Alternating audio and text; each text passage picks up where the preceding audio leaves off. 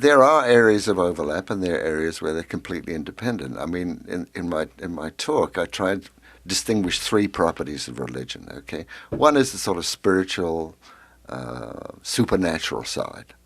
The next is the moral rules. Every religion has some kind of moral rules. You should do this, you shouldn't do that, and so on.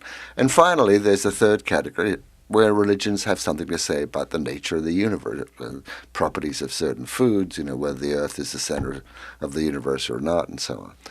Well, each of these three has its own relationship to science. The first one has the loosest. In other words, you can't prove whether Christ was divine or not. You can't prove whether there are spiritual beings, angels floating around or whatever. There's one God or 1,000.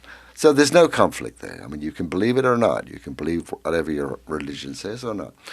The second category is the most interesting, is moral rules. I'll talk a little bit more about that.